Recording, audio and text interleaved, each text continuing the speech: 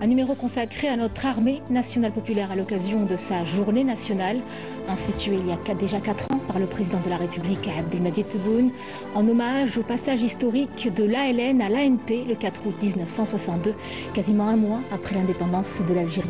Une journée nationale qui a été commémorée avec ferveur. Lundi a été marquée par une cérémonie présidée par le président de la République, chef suprême des forces armées, ministre de la Défense nationale, une cérémonie qui s'est déroulée au Cercle national de l'armée de Beni Messous à Alger.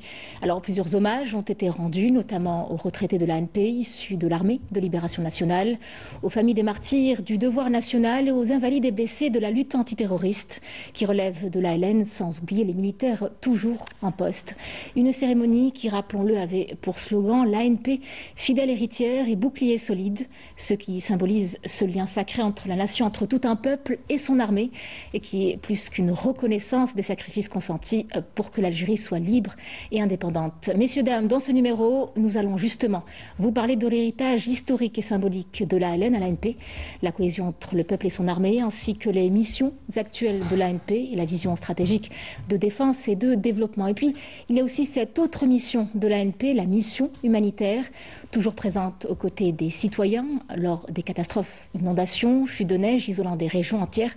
L'armée a de tout temps déployé ses éléments, désenclavé, soigné, ravitaillé des milliers d'hommes et femmes au service du peuple, souvent au péril de leur vie, incarnant véritablement une armée nationale issue du peuple et au service du peuple. Pour en parler ce soir, nous avons le plaisir d'avoir avec nous sur ce plateau Monsieur Hassan Qassimi, expert des questions géopolitiques. Merci d'avoir accepté notre invitation ce soir. C'est moi qui vous remercie. Monsieur Abdelkader Soufi, vous êtes également des nôtres, vous êtes politologue. C'est mon plaisir d'être avec vous. Merci à vous. Monsieur Samir Qaïdi, expert des questions internationales et consultant à Canal Algérie, merci d'être des nôtres ce soir. Bonsoir, merci. Monsieur Tarek Hafid, notre collègue journaliste, merci à vous de vous être joint à nous. Alors, le 4 août, messieurs, dames, une date pour saluer l'engagement de l'armée, ses racines et rappeler son rôle stratégique dans la défense du pays, mais aussi dans la vie civile. Un hommage aux plus anciens, ceux qui ont tout donné pour l'indépendance de l'Algérie. Qu'est-ce que le 4 août 1962 représente réellement dans la mémoire nationale, monsieur? D'abord, le 4 août 1962, d'abord c'est l'indépendance de l'Algérie, c'est la grande liesse, la grande fête. Et aussi, c'est l'acte de fondation du passage d'une armée de libération nationale à l'armée nationale populaire. Vous devez savoir que c'est un passage que notre armée nationale populaire est née des entrailles de la Révolution. Donc, c'est un lourd patrimoine culturel, historique qui existe, qui est là, et bien sûr, qui nous rappelle les souffrances, les sacrifices de tout un peuple durant la Révolution et durant pratiquement toute la période de la colonisation. Donc, après l'indépendance, le 4 août 62, l'armée nationale populaire était confrontée à des défis très importants. Un pays exsangue, un pays qui n'avait pas pratiquement d'institutions, une vacance du pouvoir que l'armée française et la France coloniale ont tout fait pour laisser à l'Algérie un pays en ruine.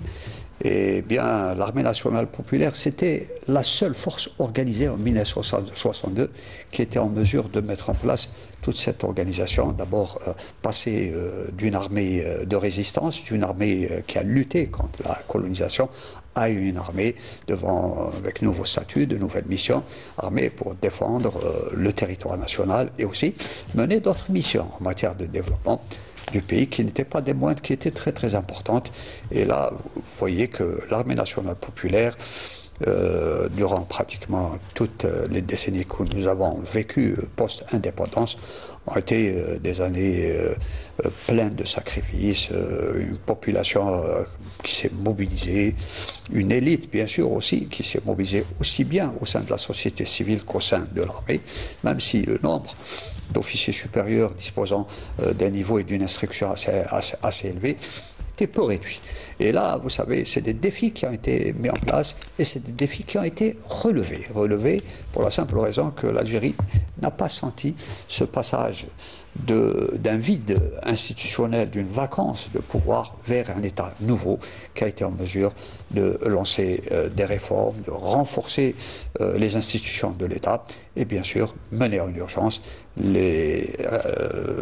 certain nombre de programmes de développement qui étaient indispensables pour que l'Algérie puisse un peu régler, ou du moins, les problèmes les plus urgents qui se posaient à la société. Absolument, un travail donc progressif. Donc une journée qui a été choisie, initiée par le président de la République pour devenir une journée nationale aujourd'hui, tous les 4 août de chaque année.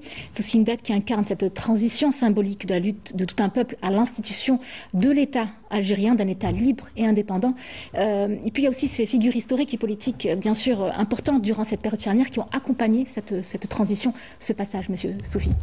Oui, au fait, ce n'est pas un choix, j'allais dire, fortuit, mais plutôt le 4 août 1962, c'était le passage d'une armée révolutionnaire à une armée régulière organisée.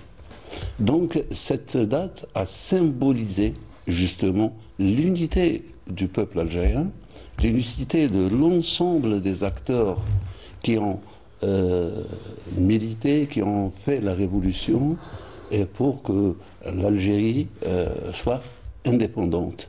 Mais aussi, c'est toute la symbolique d'une Algérie unie autour d'une souveraineté une et une seule. Effectivement, beaucoup de personnes ont donné de leur vie. Et ces personnes sont du peuple, issus du peuple algérien.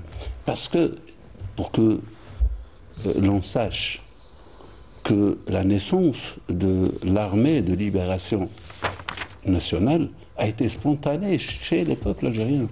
Donc il n'y a pas eu un mot d'ordre au départ ou une ordonnance ou quelque chose de ce type. C'est parce qu'il y avait un besoin. Le besoin était de se libérer. C'était de dire basta à toutes ces formes de colonialisme, les pires au monde. Mais aussi, nous avons essayé toutes les formes de révolution depuis 1830, c'est-à-dire depuis l'émir Abdelkader. Donc des formes de soulèvement populaire organisé, non organisé, puis politisé à partir de 1900. Et 1945 a été le déclic. Là, les pionniers de la guerre de libération ont compris que nous ne pouvions compter que sur soi et que le dialogue pacifique ne servait à rien. Donc il fallait passer à une organisation, il fallait passer aux armes. Là, personne ne croyait en cette guerre et personne ne croyait en cette quête d'indépendance. Mais l'appel à la population a été spontané et la réponse, elle était automatique. Nous avons donné le meilleur de nous-mêmes, tel que c'est dit, justement dans le manifeste du 1er novembre, à vous qui êtes appelés à nous juger, c'est le premier passage, et la fin, nous donnons le meilleur de nous-mêmes. Le meilleur de nous-mêmes a été donné par nos grands-pères, par nos pères, par nos frères, par nos mères, par nos sœurs. Et là, aujourd'hui, nous sommes si présents, donc en train de fêter et d'apprécier cette œuvre gigantesque et unique dans le monde. Absolument. Alors il y a aussi... S'il vous plaît, oui. Je voudrais ajouter un fait historique très important qu'il ne faut absolument pas oublier. C'est que l'embryon de l'ANP a été conçu lors du congrès de la SOMAM. C'est le congrès de la SOMAM qui a mis en place l'organisation et la restructuration de l'armée de libération nationale, qui a mis en place pratiquement une autorité centralisée, des commandements de région, des commandements de wilaya, des katibas, et bien sûr mis en place les grades de l'armée. Donc l'embryon de l'ANP, de l'armée nationale populaire, a été conçu durant le congrès La SOMAM, qui a restructuré et modernisé l'armée de libération nationale. Ça, c'est un point historique qu'il faut absolument relever. Justement, nous parlerons de modernisation tout à l'heure, mais avant, il y a aussi ce travail en permanence, Monsieur Hafid, donc de valorisation de l'héritage de nos martyrs et moudjahidines qui ont donné leur vie pour l'indépendance du pays. Il y a des lieux de mémoire, des sites, des pratiques commémoratives également qui contribuent à faire vivre cette continuité historique. C'est, je pense, dans le monde quand même, il y a pas énormément de pays où il y a une guerre de libération et que les mêmes personnes, en tout cas peut-être une majorité de ces personnes, acceptent ensuite de continuer donc leur parcours dans un cadre beaucoup plus organisé, dans le cadre d'une armée qui a dû prendre ses responsabilités très, très rapidement. C'est-à-dire que il faut bien imaginer qu'en 62, il fallait prendre le territoire, il fallait être partout, il fallait être, c'est-à-dire du nord au sud, d'est en ouest. Et je pense que c'est à ce moment-là où les militaires, non plus les moudjahidines, mais les militaires algériens, ont pris conscience quand même de l'ampleur de ce qui les attendait, peut-être dans des situations qui sont aussi basiques, j'allais dire, et humaines que la prise en charge de la santé des populations dans les villages les plus reculés, que ce soit dans le sud algérien, dans les hauts plateaux. Donc c'est à ce moment-là où en réalité l'Algérie à travers son armée commence à prendre possession du pays. Je pense que cette phase, on n'a pas assez écrit, on n'est pas assez conscient aujourd'hui de ce qui s'est passé.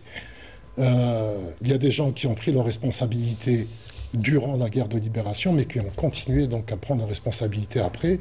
D'autres ont choisi de regagner donc la vie civile, excusez-moi, donc de contribuer donc à l'édification de ce pays à travers, soit dans la diplomatie, dans la politique, ou même peut-être même dans le commerce. Et à mon avis, cette phase, actuellement en 2025, on n'est pas encore conscient, on n'arrive pas encore à bien la connaître. Peut-être il n'y a pas eu assez d'écrits justement sur cette phase. Il en faudrait beaucoup plus. Et c'est pour ça que l'institution d'une journée comme le 4 août est très très importante. Parce que ça nous permet quand même de regarder dans le rétroviseur, de voir l'armée. On la voit maintenant par exemple avec les images de ce défilé. On sait ce que vaut l'armée, on connaît ses capacités. Mais il serait important de revenir à la source. Comment des gens, au moment de l'indépendance, peut-être même raconter des histoires les récits humaines, des récits humains, c'est-à-dire qu'on puisse prendre conscience. Heidi nous en parlera, des témoignages, j'imagine, des archives. Vous qui êtes journaliste au quotidien Moudjahid, je pense que vous avez accès à toutes ces informations-là. Tout à fait, et toutes ces sources convergent vers une seule et même direction, qui est celle de l'attachement indéfectible du peuple algérien pour son armée. Et il faut rappeler que l'armée nationale populaire est une armée qui est nationale et populaire. Pourquoi? Pour la simple et bonne raison qu'il n'y a pas une famille algérienne qui n'a pas un membre officier ou un membre soldat au sein de l'ANP. Il n'y a pas de légion étrangère. Tout à fait. Tous les éléments sont issus de la famille algérienne. Exactement. Et en plus de cela, il n'y a pas de mercenaires. Voilà. Et en plus de cela, il y a un autre point, c'est que contrairement à d'autres armées, aux armées notamment occidentales, le haut commandement est souvent dans les armées occidentales composé d'une certaine élite, d'une élite même aristocratique, tandis qu'au sein de l'armée nationale populaire, du Joundi au sommet de la hiérarchie, c'est des enfants du peuple algérien et des enfants qui viennent de l'âme profonde de ce peuple. Donc il y a quand même une relation assez forte, assez indéfectible, et on le voit bien dans diverses manifestations. Permettez-moi de rappeler la dernière foire internationale, la 56e édition de la foire internationale d'Alger, où il y avait un afflux assez important des plus jeunes citoyens pour découvrir les nouveautés de l'armée nationale populaire, mais également lors du défilé de l'année dernière, du 1er novembre 2024, qui a coïncidé avec le 70e anniversaire du déclenchement de la glorieuse révolution du 1er novembre 1954. Donc, le peuple algérien ne rate aucune occasion pour rappeler son attachement, son amour pour une armée qui est partie de très loin, car le 4 août 62, on a vu ce passage entre l'ALN, l'Armée de Libération Nationale, à la ANP, une armée qui s'est construite au fur et à mesure des décennies, qui aujourd'hui compte une direction de la recherche et du développement qui intègre les dernières technologies de pointe, l'intelligence artificielle, etc., et qui a fixé pour objectif l'autonomisation dès les premières années après l'indépendance, car l'ANP avait compris que pour construire une nation forte, on ne pouvait compter que par nous-mêmes. Absolument. Alors donc, on parlait d'une reconnaissance populaire, l'image même d'une armée de proximité, au service de la nation.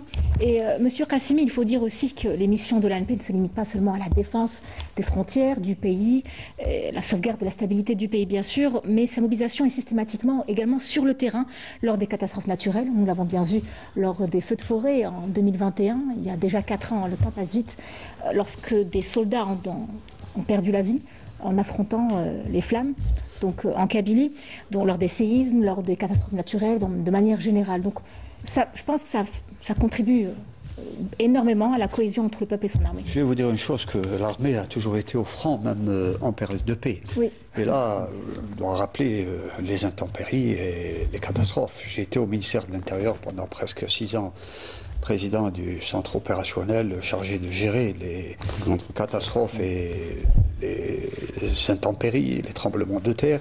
Et là, vous devez savoir, en matière d'aide et d'assistance aux populations, c'est toujours l'armée qui intervient pour désenclaver les territoires qui ont subi des catastrophes naturelles ou des feux, des sinistres. Et là, je vous rappelle les feux de forêt de 2018 qui ont touché une trentaine de wilayas. Ça a été une catastrophe nationale.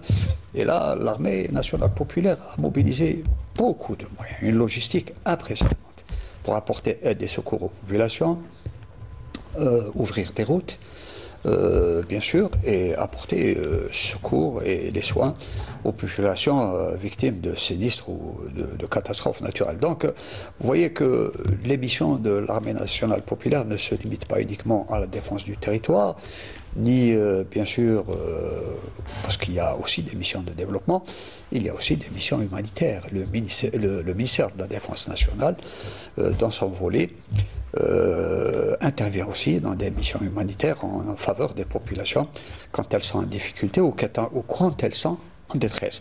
À peu près, c'est les grandes missions sur le plan humanitaire qui permettent au ministère de la Défense d'intervenir et d'être bien sûr un appoint à l'intervention des autorités publiques dans des situations exceptionnelles.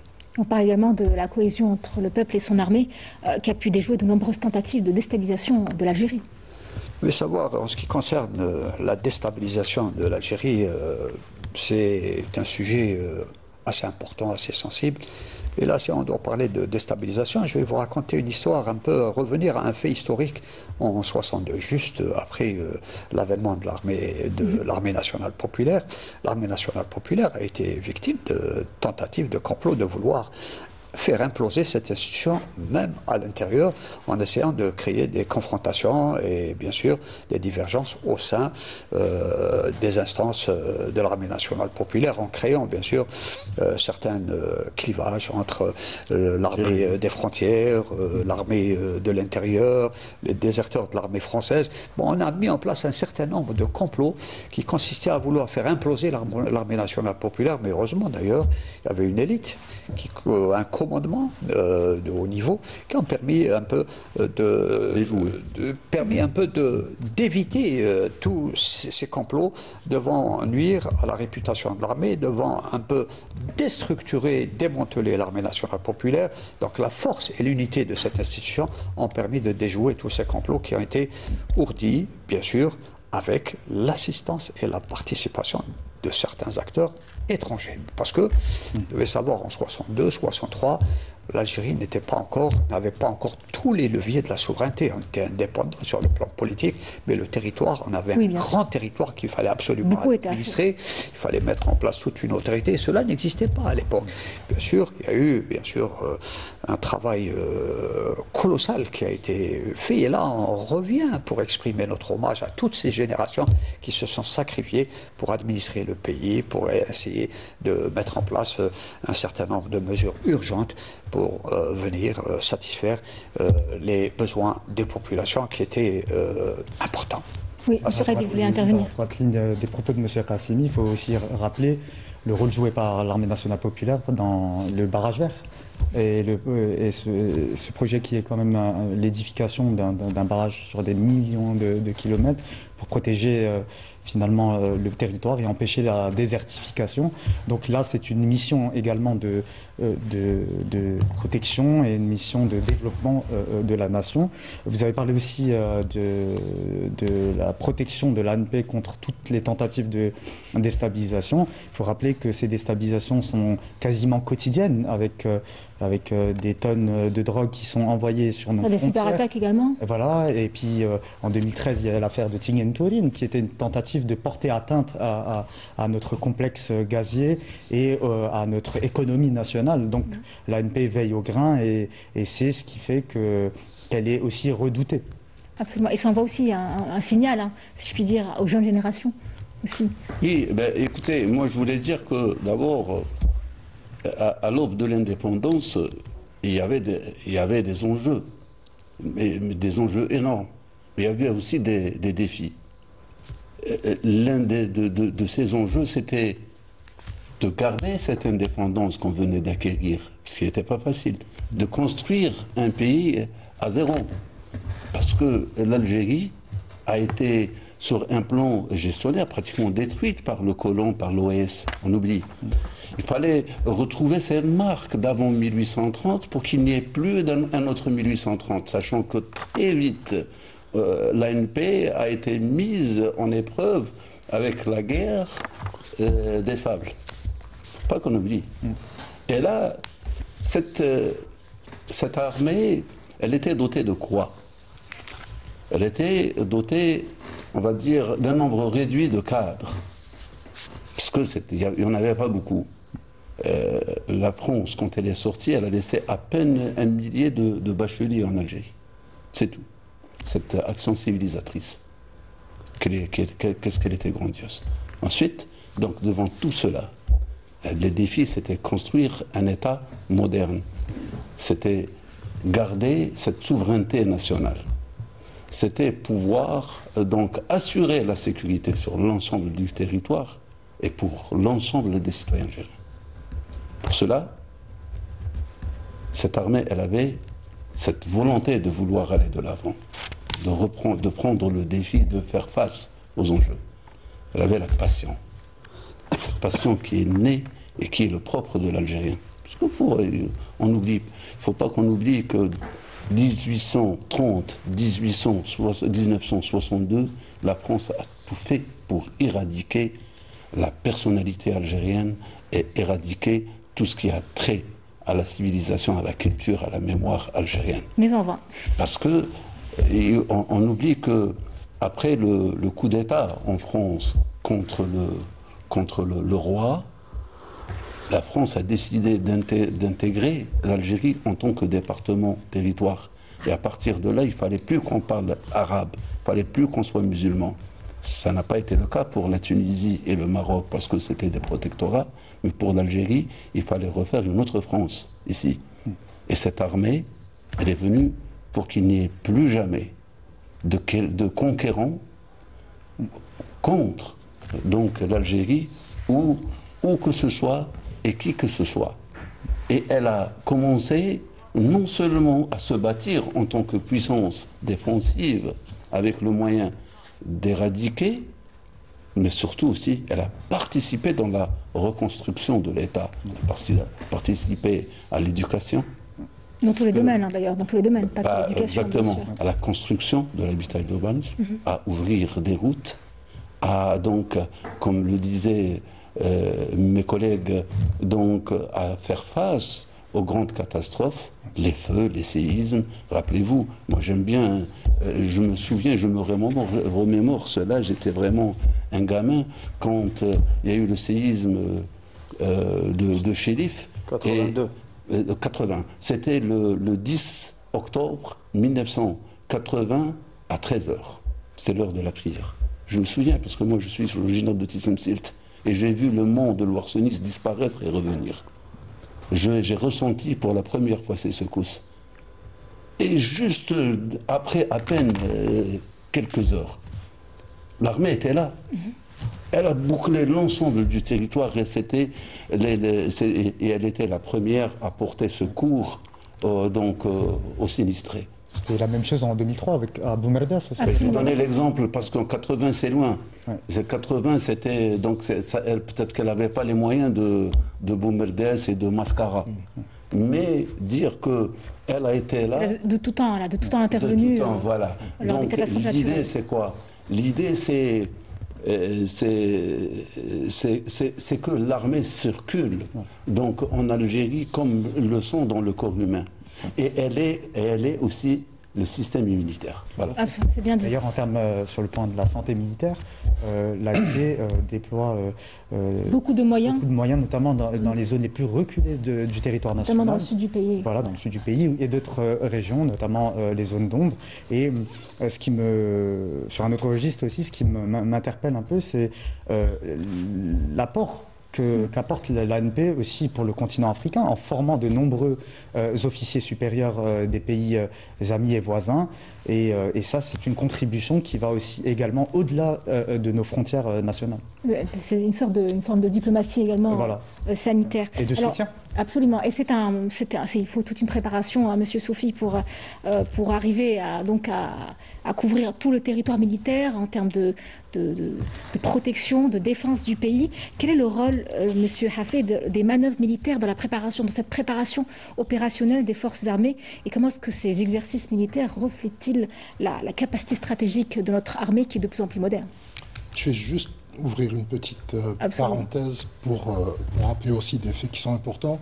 C'est que l'ANP a quand même gardé, même après l'indépendance, un noyau, j'allais dire, très solide. En fait, une volonté aussi de participer à la libération d'autres pays colonisés. Ouais. Donc ça a donné l'exemple. Hein. Exactement, c'est-à-dire qu'à travers, par exemple, les services de renseignement qui étaient impliqués dans la libération d'autres pays colonisés, notamment en Afrique, c'est-à-dire l'Algérie a continué à travers le monde, en fait. À travers le monde, oui. Je veux dire, les plus grandes démocraties se sont révoltées ici en soutenant les justes causes également. Les justes causes, tout à fait. Et ça, c'était l'ANP, c'est l'ANP qui a porté encore des valeurs, donc libératrice, je veux dire indépendantiste, qui était celle de l'ALN. C'est-à-dire que le cheminement, il existe, mais après, ensuite, en dehors des frontières de l'Algérie. Et ça aussi, c'est un élément qui est important. Et encore une fois, peut-être qu'on n'a pas encore assez écrit sur ça. Pour revenir aux manœuvres, l'Algérie a la chance d'avoir une armée qui a des capacités, c'est-à-dire capacités opérationnelles, mais aussi des capacités financières pour pouvoir organiser des exercices et des manœuvres. Et ça, c'est très important.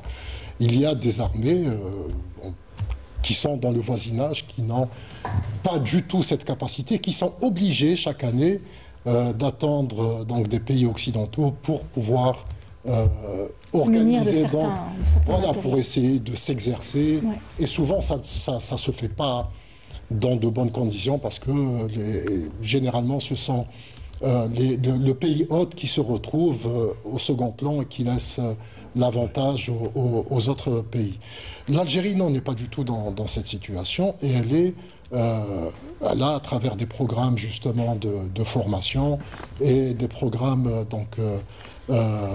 opérationnels qui permet d'avoir donc ces grands exercices que l'on voit donc à partir du mois de mars, avril, dans chaque région militaire et qui permettent justement de mettre toutes les unités dans des situations d'interopérabilité, donc de pouvoir avoir des opérations, par exemple, où on va lier des unités de l'armée de terre avec des unités anti-aériennes de l'armée de l'air, et voire même de la marine. On fait intervenir également aussi des unités plus spécialisées, par exemple dans la santé, dans le déminage, dans les secours. Donc, et ça, c'est dans des pays, dans le pourtour on va prendre le pourtour en entier de la Méditerranée, au Maghreb, dans la région MENA et en Afrique, il n'y a pas beaucoup d'armées qui ont cette capacité. Et c'est réellement un avantage pour des militaires de pouvoir se mettre dans des conditions de combat et chaque année, et de pouvoir engranger en termes de capacité, en termes d'expertise. Souvent des essais à balles réelles, et très rapidement par rapport à ce que disait M. Hafid, et à juste titre, il a souligné le rôle de l'ANP aussi dans la décolonisation des pays voisins, etc.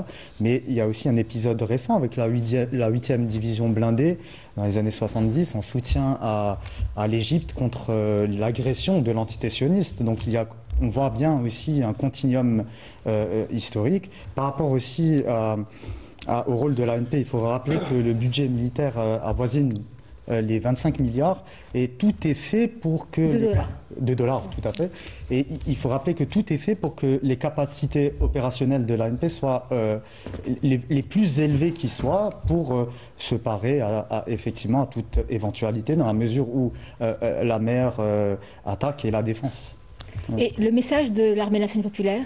Je vais vous dire une chose au sujet de ces manœuvres, c'est que l'Algérie est le seul pays en Afrique et dans le monde arabe à pouvoir organiser des manœuvres d'une grandeur nature en faisant intervenir tous les corps d'armée en même temps, sans assistance étrangère. Ça, il faut le dire, il faut le relever et il faut le souligner, c'est très important.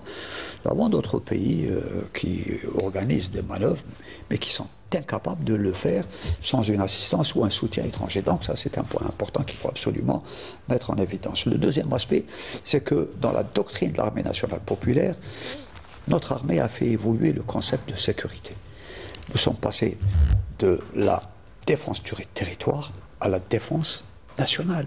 La loi sur la défense nationale qui a été récemment adoptée et publiée au journal officiel nous fait évoluer vers un autre concept de sécurité où la défense est globale. C'est-à-dire qu'il y a un soutien de la population aux forces de l'armée nationale populaire en période de crise, en période d'urgence nationale. Et ça, c'est un point important qu'il faut absolument souligner. Et donc, pour ce qui est du message de l'armée nationale populaire, en dehors de la protection et du territoire, de la souveraineté nationale, un message de défense, quel est le message proprement dit de l'armée nationale populaire? En fait, ça c'est très important. Je peux aussi, si vous parlez, répondre. Nous vivons dans un monde aujourd'hui où cet ordre mondial est un ordre chaotique et on ne reconnaît que les puissants. Si vous êtes faible, vous êtes cuit. Vous êtes cuit, cru. Il y a aussi des droits. Il n'y a pas de droit. Le droit international. Il n'y a aucun droit. Moi, je vais vous dire, le droit, c'est à l'intérieur des États. La démocratie, tout ça. Ailleurs, il n'y a rien. La loi du plus fort, c'est ça qu'il y a. Nous l'avons vu aujourd'hui, l'agression contre l'Iran, il n'y a pas de droit. Nous avons l'agression contre les Palestiniens, le monde entier voit. Et personne ne bouge le doigt. Parce que nous avons une entité hors la loi qui est protégée par une puissance hégémonique et qui se permet de faire ce qu'elle veut. Des actes, des bombardements qui sont en violation du droit international. Laissez-moi finir. Donc, moi je veux vous dire, si vous êtes fort, on vous respecte. Si vous êtes faible, on vous bouffe. Et moi je dis que depuis l'indépendance, je l'ai dit au début, il ne faudrait plus qu'il y ait un 1830. Un juillet 1830, il ne faudrait plus qu'il y ait des attaques comme celle des Sables. Et pour ce faire, non seulement vous devez être puissante, comme l'est aujourd'hui l'armée algérienne, mais aussi vous devez être capable d'anticiper donc la menace et l'éradiquer à la source. Et c'est ça le message de l'armée nationale. Moi, je vais vous dire, vous savez, donc récemment, le président de la République avait répondu à une question. Donc, ces turbulences aux frontières algériennes, cette menace qui est là, et la question a été celle d'un État puissant. La symbolique, c'est dire qu'on s'en fout. Ça, c'est pas une menace pour nous. Mais ça, c'est une menace où cette insécurité est chez eux. Nous, on est bien protégés et nous ne sommes pas dans la réactivité. Puis nous avons ce qu'il faut au niveau de nos frontières. Voilà. Je vais ajouter. Et puis nous parlerons aussi des femmes, du rôle de la femme algérienne au sujet au sein du des rangs message. de Mais la avant de RP. passer au message, je voudrais dire que nous sommes dans des stratégies de domination sur le plan mondial qui ne laissent pas de place au droit, à la morale, bien sûr, et aux relations amicales ou fraternelles. Ça, on le sait. Il y a 3 types de stratégies qui ont été mises en place de domination sur le plan mondial. C'est le soft power, c'est dominer le monde par les valeurs. La deuxième, c'est le hard power, dominé par la force de l'armée. Et la troisième, c'est le sharp power, c'est la domination par la communication. Et la communication, c'est aussi un instrument de guerre qui permet de mettre en place des stratégies de communication ou de désinformation, contrairement à ce qu'on voit sur le plan international, où pratiquement on exprime un peu la fraternité, les relations amicales, mais dans la réalité, tout cela n'existe pas. Et là, au sujet du message, je reviens au message de l'armée nationale populaire, c'est que notre armée qui a développé une résilience et une force de ses institutions en mettant en place des dispositifs importants de défense du territoire, le message important, c'est que notre armée est en mesure de défendre la sécurité du territoire en tout lieu, en tout moment. Et ce sont les messages qui sont transmis constamment par notre armée, bien sûr, notamment à l'occasion des manœuvres militaires qui sont organisées. S'il vous plaît, mais c'est très important. Parce que la guerre d'aujourd'hui, c'est plus la guerre d'hier. Il suffit plus d'être puissant aussi sur le terrain, mais il y a un autre type de guerre. C'est la guerre donc de l'intelligence artificielle, c'est la cybercriminalité, c'est la guerre de la vitesse. Parce qu'aujourd'hui, on a vu, par exemple, la guerre contre l'Iran, l'agression contre l'Iran. Nous avons vu que les missiles les plus rapides, ce sont ceux-là qui ont pu les plus intelligents, ce sont ceux-là qui ont fait la différence. Et donc, quand on parle de l'ingénierie inversée, nous parlons de l'acquisition d'une technologie qui vous permet non seulement d'être fort et puissant, mais d'être autonome. Parce que vous êtes fort, mais il vous faut une logistique. Cette logistique, il faudrait que vous la fabriquiez chez vous. Oui, et c'est ça qu'a fait l'armée nationale, c'est l'industrialisation. Nous allons parler justement, Heidi, rapidement avant de parler du rôle de la femme. Dans tout ce contexte géopolitique chaotique, il y a quand même du bon, c'est que l'ANP a réussi à nouer des partenariats stratégiques, à imposer un volet formation et transfert technologique avec nos divers partenaires. Et sur plusieurs décennies, l'ANP a constitué une industrie militaire assez ambitieuse, composée de 11 établissements publics, les EPIC, 20 filiales et 30 000 personnes qui travaillent pour tout ce conglomérat. Donc il y a vraiment aussi, on peut dire que l'ANP a réussi à tirer son épingle du jeu. Alors elle a des acquis, mais également des défis aussi à affronter tous les jours. Des défis à affronter tous les jours, c'est une évidence, c'est-à-dire pour une armée de la taille de l'Algérie. Le terrorisme transfrontalier, la criminalité, les cyberattaques. Jusqu'à aujourd'hui, c'est-à-dire la lutte contre le narcotrafic, effectivement la lutte contre le terrorisme qui se poursuit, il faut quand même en rester conscient. Il y a aussi le fait de pouvoir toujours se remettre en question, les mises à jour sur le plan technologique. L'Algérie a réussi ces dernières années une chose qui est très très importante, c'est moderniser des équipements qui théoriquement aurait dû être, c'est-à-dire mis de au côté, rébut. absolument. Tout à fait. Il y a l'exemple, par exemple, même totalement le char T-55 qui est d'une autre ère, mais qui est modernisé et à tel point que c'est devenu quasiment un modèle, un exemple. Qui est suivi et qui fait des envieux, bien sûr. On le voit par exemple, les Russes en Ukraine ont fait un peu ce qu'ont réussi à faire les Algériens. Et l'armée algérienne a aussi une capacité de pouvoir, dans ce cadre-là, choisir ce qu'il y a de meilleur comme équipement. Alors, autant de pays comme la Russie, ou même de pays comme d'autres pays occidentaux, et de pouvoir les intégrer justement dans ces équipements qui, théoriquement, sont dépassés. Donc ça, c'est aussi des capacités. La capacité aussi de l'Algérie de pouvoir s'équiper en étant très pointueux, en sachant exactement ce que l'on veut et en ne se laissant pas imposer des équipements ou des solutions ou des systèmes d'armement de la part des pays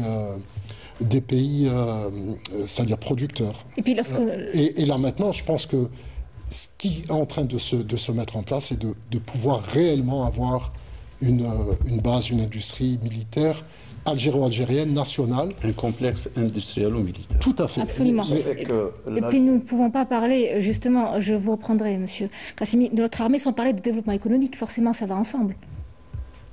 C'est une armée lorsqu'on parle d'industrie militaire, on parle aussi d'économie. Participe à la croissance, c'est-à-dire à travers, par exemple, toute la partie véhicules, il y a une réelle expertise. Il y a aussi dans les équipements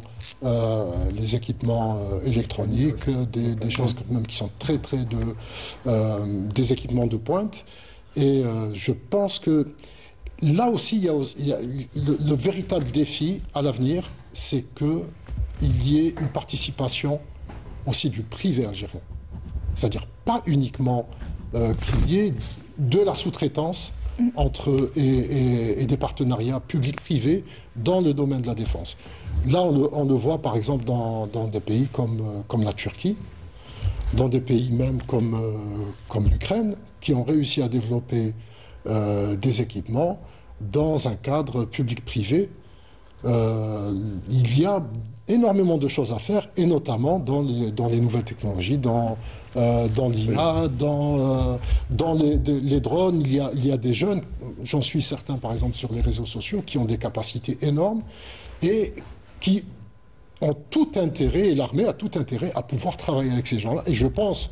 C'est déjà le cas, oui. Dans le secret des dieux, mais je pense qu'il y a effectivement des programmes comme ça et qui méritent d'être développés aussi dans les télécoms et ne pas rester dans certains domaines en tout cas dépendants de l'extérieur. C'est une forme d'autonomie, d'autosuffisance, c'est un vrai levier économique par la même occasion. Tout à fait, et ça a été la priorité aussi de l'armée nationale populaire, ce concept d'autonomie, d'être finalement ceux qui peuvent apporter pour soi-même le développement tant économique mais aussi de l'armée nationale populaire, c'est-à-dire des différentes infrastructures. J'ai rappelé il y a quelques minutes qu'il y avait 30 000 employés de l'industrie militaire aujourd'hui, et c'est un chiffre qui sera inéluctablement appelé à augmenter, eu égard de l'augmentation aussi du développement de l'ANP sur le plan technologique et de pointe, car il faut rappeler que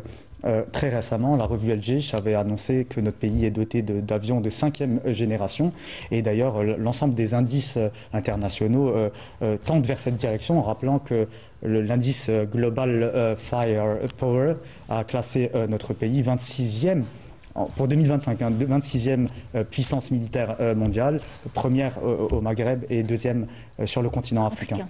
Et des efforts donc de modernisation qu'on voit à travers l'acquisition de nouveaux matériels performants, innovants également, ce qui va quelque part également créer des opportunités pour attirer cette jeunesse dont vous parliez, M. Tariq Hafid, donc une jeunesse drones aussi, il y a des drones, il y a des technologies de pointe, et il faut rappeler que le volet formation pour la jeunesse est intégré depuis l'avènement de l'ANP avec les cadets de la Révolution à l'époque, puis les cadets de la Nation actuellement. Il y a toujours ce souci d'avoir une ressource humaine de qualité, formée aux dernières technologies et aux derniers savoirs aussi.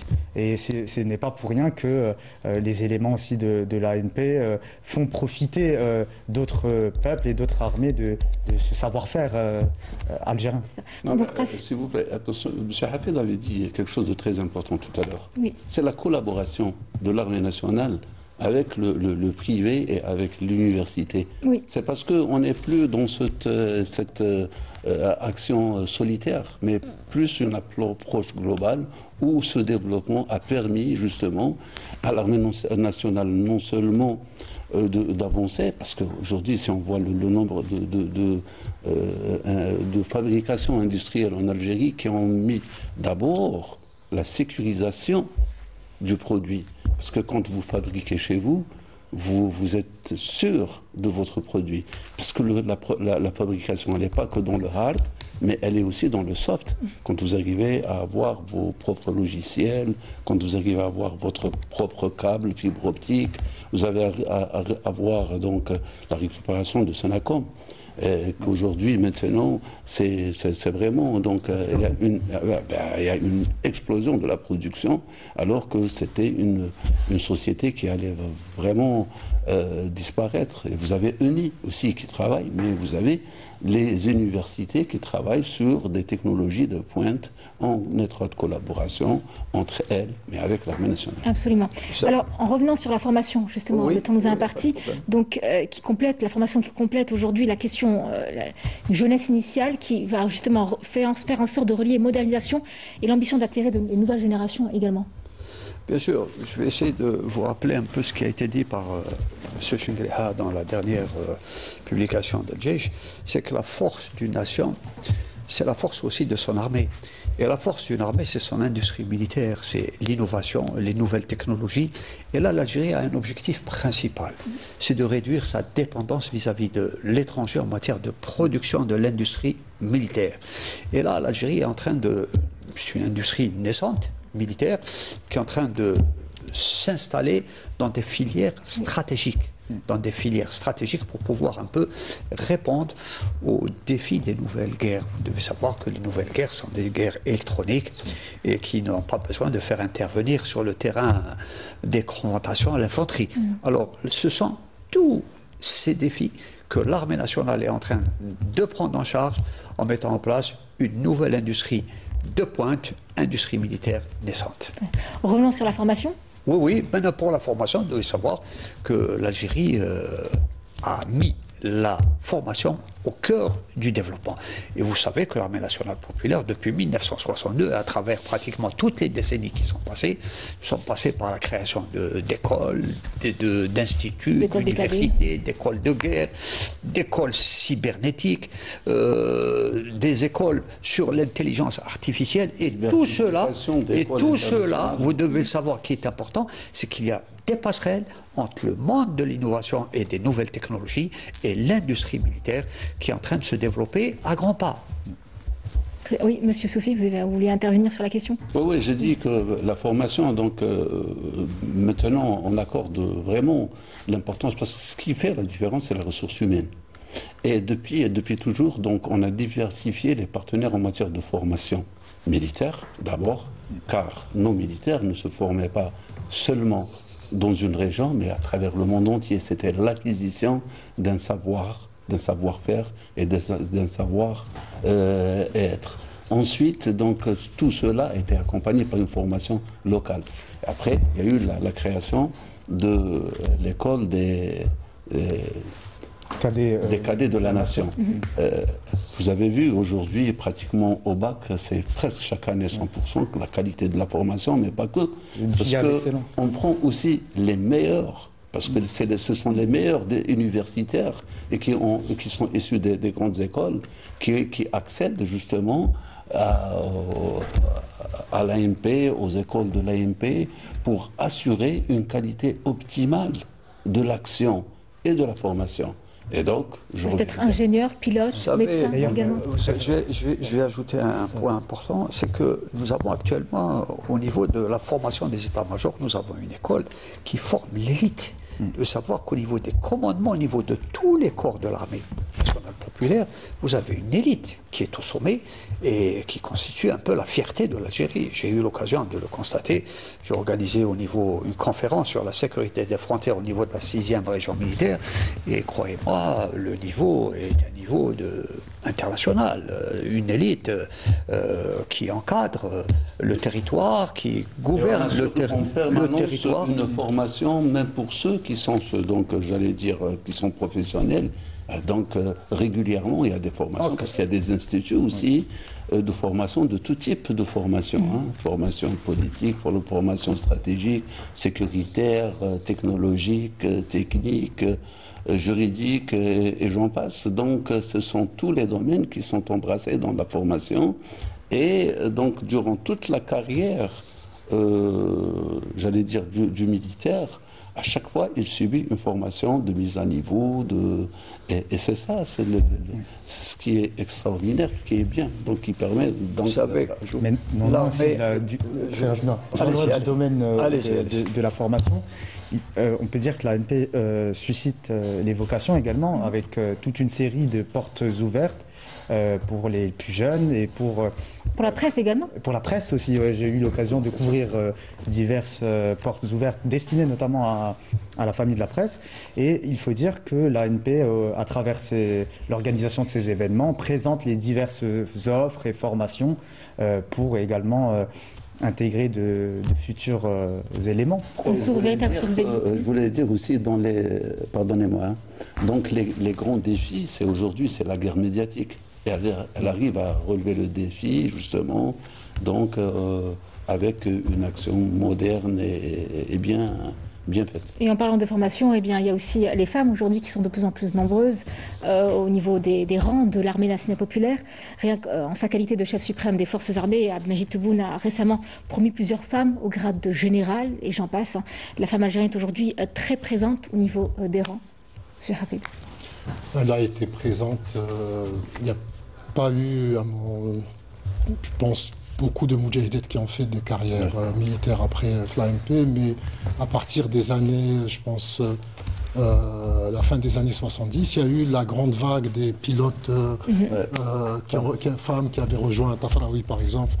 Et il y a eu dans l'armée, donc dans l'action sociale, dans la santé, dans l'administration, donc il y a beaucoup de femmes. C'est-à-dire, c'est à la limite maintenant, c'est-à-dire, c'est même plus la peine d'en parler, c'est une évidence. C'est-à-dire, c'est plus la peine je pense, des femmes générales. Voilà, c'est plus un événement. C'est une constatation. Il faut revenir à la réalité. La réalité, c'est quoi? Les militaires, ce sont des gens comme vous et nous, simplement, qui sont soumis à des règles précises et dans un cadre disciplinaire, dans un cadre d'une institution. C'est ce qui fait justement le caractère populaire de cette armée. C'est-à-dire qu'on va pas, à mon avis, prendre tout dans un sens où il faut que ça soit extraordinaire. Non, ce sont des gens qui font leur travail en réalité dans des postes. Ils sont chacun connaît son travail, sa fonction. Mais ce qui fait en réalité la force... C'est qu'elles ont fait leur preuve, voilà.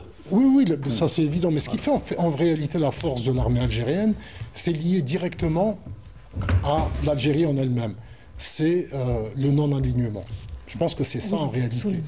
C'est l'Algérie est non alignée, son armée est non alignée. C'est ce qui fait que l'Algérie a aujourd'hui cette possibilité, cette capacité d'acheter... Alors, quand on écoute... De prendre ses propres décisions. Non, en fait, non, c'est pas simplement dans ça. Quand on écoute certains médias, notamment en France, l'Algérie, une armée soviétique, etc., c'est totalement faux. C'est-à-dire que l'armée algérienne, justement, grâce à ce non-alignement, à cette capacité d'acheter des équipements, autant en Russie qu'en Italie, en France, aux États-Unis, a la capacité depuis très longtemps aussi, peut-être qu'on ne le sait pas, mais il faut le dire, de pouvoir envoyer par exemple des pilotes autant en Russie qu'aux États-Unis, il n'y a jamais eu, c'est-à-dire de soucis pour ça. Et ça, c'est quoi? C'est justement cette capacité de ne pas être d'être dans une logique et dans ce principe du non-alignement. Et c'est ça en réalité qui fait la force de l'Algérie. Oui. C'est de ne ressembler à aucune autre armée, c'est d'être soi-même, avec donc toutes les valeurs algériennes et toute la profondeur de la pensée et de la philosophie de l'armée nationale. C'est l'essence même de l'Algérien. Voilà. Justement, une phrase, c'est que l'Algérien, qu'il soit homme ou femme, est tout autant jaloux de son indépendance, et de l'unité et de la souveraineté de sa patrie. Monsieur Racine. Si on doit parler de la femme au sein de l'institution militaire ou bien dans les autres secteurs, ce que nous relevons et ce que nous constatons, c'est que c'est le critère du mérite qui prime. Ouais. Et là, la femme n'est pas discriminée. On les voit d'ailleurs dans tous les secteurs. Et d'ailleurs, il faut le dire avec beaucoup de fierté, la femme, c'est notre fierté. Travers pratiquement, nous les voyons dans toutes les institutions, dans l'éducation, la santé, la défense, dans les universités. Donc la femme, pratiquement, est arrivée à des postes de commandement et grâce à son mérite et à ses compétences. Donc tout cela est le résultat d'une formation qui a ouvert la voie aux femmes qui sont arrivées au sommet pratiquement de la hiérarchie et du commandement. C'est ça, le mérite, en fait, c'est indépendamment du sexe ou de l'appartenance. C'est le plus important, c'est le mérite. Comme il a dit, c'est vous méritez, vous accédez. Vous ne méritez pas, vous n'accédez pas. Absolument. Alors un dernier mot, peut-être, Monsieur Soufi, on commence avec vous. Ben, écoutez, pour clôturer cette émission. Ouais, d'abord, je souhaite d'abord à tous nos militaires, à l'occasion de cette journée, toute la réussite et je souhaite surtout donc à notre pays de vivre sereinement et de vivre en unité. Voilà. Et en harmonie. Monsieur Qaïdi. Moi, ce que je peux dire, c'est qu'on ne peut être que fier de notre armée. Ouais. Et aujourd'hui, le 4 août, c'est la fête tant du peuple algérien et de son armée. Et je suis persuadé que les défis qui vont venir, nous sommes prêts pour les relever tous ensemble, car les Algériens sont tous unis autour de l'armée nationale populaire. Et voilà, beaucoup de bonnes choses pour la suite. On l'espère. Monsieur Qassimi, un dernier mot. Je vais dire que le temps est à la mobilisation. Parce que l'Algérie est ciblée actuellement par diverses menaces qui sont violentes. Vous savez, le crime organisé, pratiquement des quantités impressionnantes et industrielles de cocaïne, de psychotropes qui entrent sur le territoire national. Vous savez, c'est l'argent de la cocaïne et du hashish qui font la guerre à l'Algérie. Donc, les autorités ont riposté de manière assez forte à toutes ces menaces en mettant en place un nouveau dispositif législatif qui peut aller jusqu'à la peine capitale. Donc, vous voyez que l'Algérie se modernise, mais l'Algérie s'adapte aux évolutions de la menace sur le plan régional et sur le plan international. Monsieur Hafid. Moi, je voudrais rappeler une phrase qui est restée célèbre, je pense, au sein de l'armée. C'était le général Mohamed Touati, c'était les journées parlementaires, les journées d'études parlementaires de la défense, c'était en 2004, c'était à l'ENITA qui avait dit que l'armée n'a pas besoin de louanges. En réalité, ce sont des gens, des femmes, des hommes qui connaissent leur travail, qui font leur travail. Et à l'époque, on venait de sortir de cette décennie noire, énormément de pertes, énormément de sacrifices, et c'est justement durant cette période où il y a eu où l'Algérie a réellement été sauvée, lorsque le peuple et l'armée ont fait un pour lutter contre le terrorisme. Et je pense que ce qui est important dans le cas de l'armée, pour qu'elle soit réellement populaire, c'est que l'on puisse, par exemple dans des émissions comme ça, en parler sans tabou. L'Algérie c'est l'armée et l'armée c'est l'Algérie. Voilà. On le dit, c'est-à-dire il n'y a absolument aucun tabou parce que c'est une armée populaire. C'est bien dit. Je vous remercie, messieurs, d'avoir été avec nous. Voilà, nous arrivons au terme de cette émission spéciale consacrée au 4 août, donc journée nationale de l'armée nationale populaire. Je remercie nos invités d'avoir été avec nous. Quant à vous, chers téléspectateurs qui nous suivez, merci pour votre fidélité. Je rappelle que nous avions sur ce plateau monsieur Abdelkader Soufi, politologue. Merci. merci d'avoir été avec nous. Ouais. Monsieur Hassan Qassimi, expert des questions géopolitiques, merci d'avoir été avec nous. Moi qui vous remercie. Monsieur Tarek Hafid, journaliste, chers collègues, merci d'avoir accepté notre invitation. Et Monsieur Sami Qaidi, expert des questions internationales et journaliste également à Al-Moudjahid, merci à vous d'avoir préparé cette émission. Je vous souhaite une très bonne soirée. On se retrouve très vite.